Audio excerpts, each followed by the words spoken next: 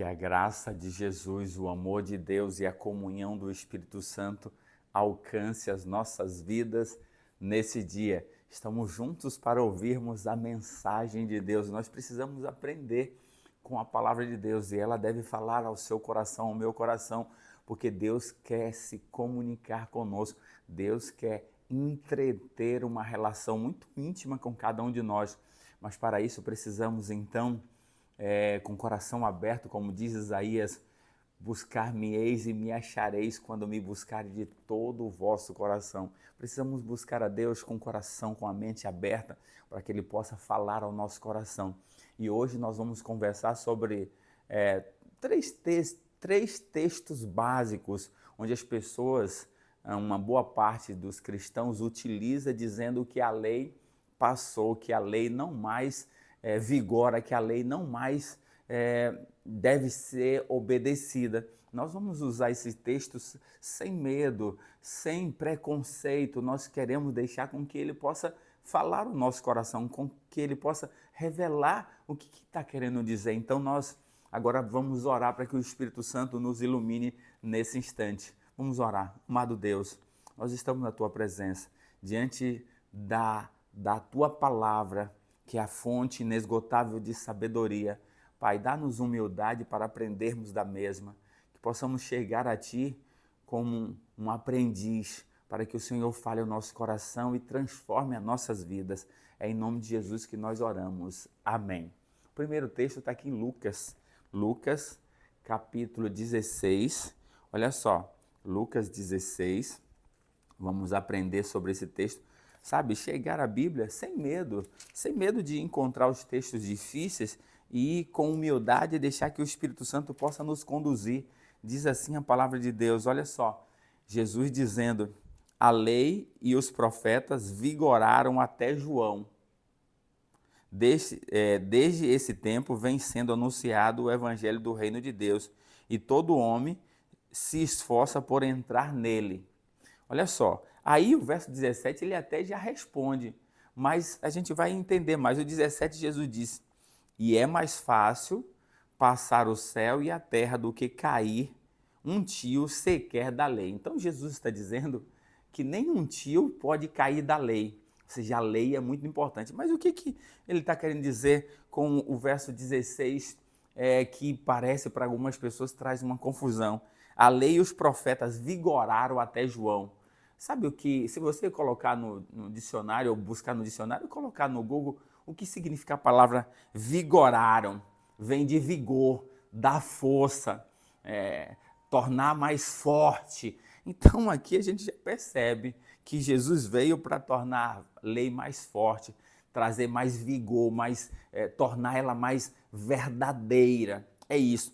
Mas, com outro lado também, se a gente quiser agora aqui, quando Jesus disse que a lei e os profetas vigoraram, Jesus está dizendo, a lei e os profetas apontaram, mostraram, e o último profeta era João. E aí a lei cerimonial veio até João, porque depois Jesus chega e a partir de Jesus, todas as leis cerimoniais se cumpriram em Jesus. Por quê? A partir de Jesus, quando João Batista viu, no capítulo 1, verso 29, do Evangelho de João, eu quero ler contigo aqui, ó, capítulo 1, verso 29 de João, só para a gente poder perceber, capítulo 1, verso 29 do Evangelho de João, diz assim, o texto bíblico, no dia seguinte viu João a Jesus que vinha para ele e disse, eis o Cordeiro de Deus que tira o pecado do mundo. Então Jesus representava os cordeiros que eram sacrificados cada dia no templo, porque apontava para Jesus. Quando Jesus chega, então essa lei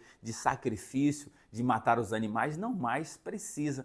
Então nós precisamos perceber isso. Por quê? Fica muito claro, porque no verso 17, Jesus é taxativo em dizer, Jesus é muito claro em dizer, é mais fácil passar o céu e a terra do que cair um tio sequer da lei. Então Jesus não está aqui dizendo que a lei não precisa mais guardar, que não vale mais, não. Jesus está dizendo que a lei e os profetas apontavam para ele. E é essa uma verdade. Se a gente sabe, por exemplo, eu quero só ler um texto para você poder compreender de forma bem clara. A gente percebe isso. Miqueias, capítulo 5, verso 2.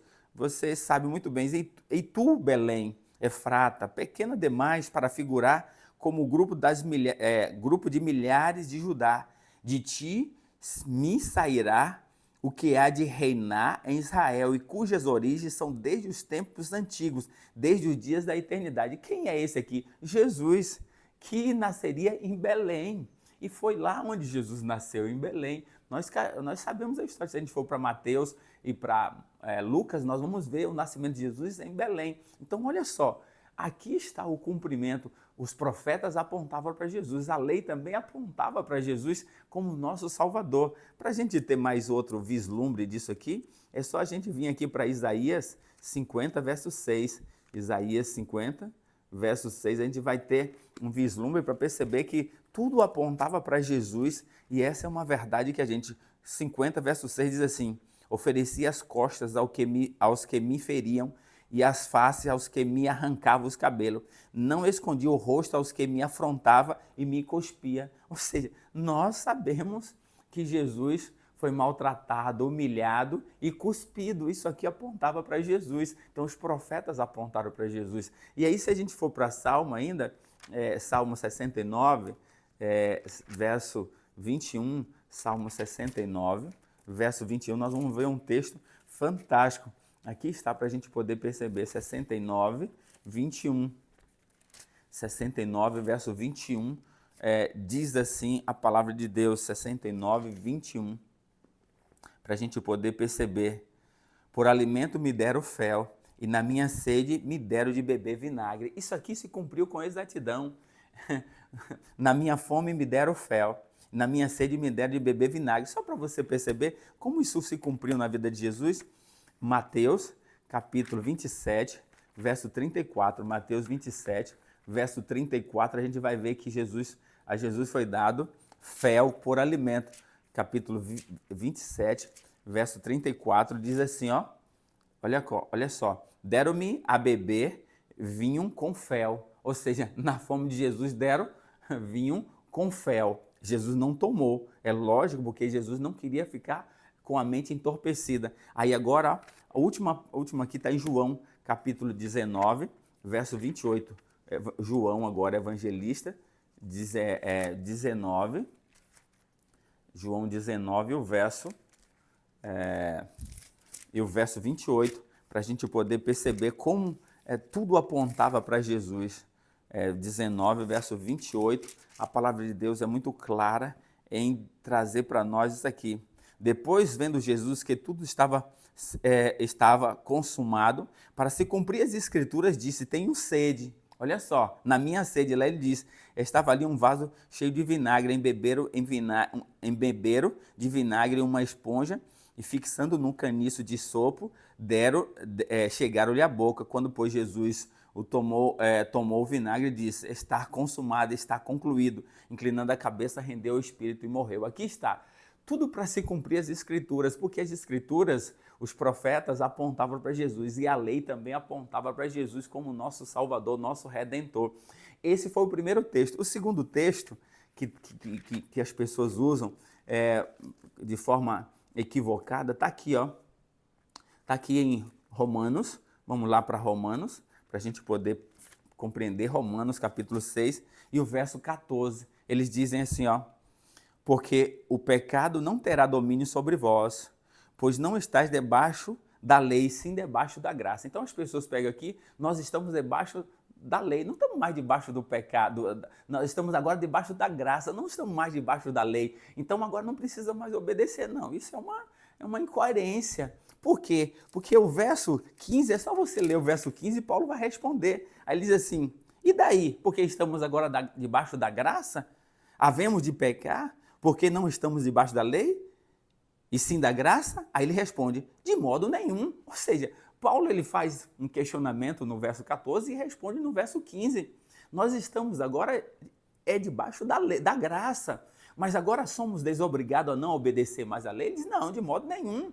Nós vamos viver no pecado porque a graça nos alcançou? Não, vamos fugir do pecado.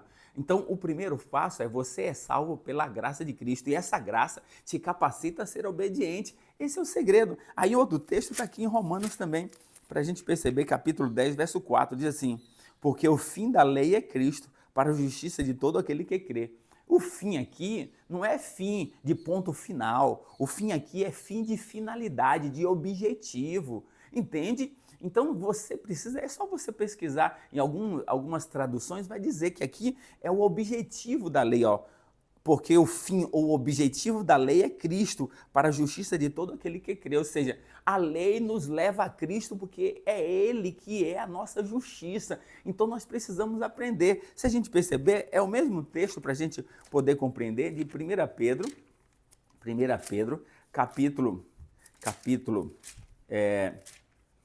capítulo 1, verso 9. Olha só para a gente perceber aqui que esse fim aqui é de objetivo, é de propósito, é de conduzir-nos aqui, ó, obtendo o fim da vossa fé, a salvação da vossa alma. Então, aqui, obtendo o fim, acabou a fé?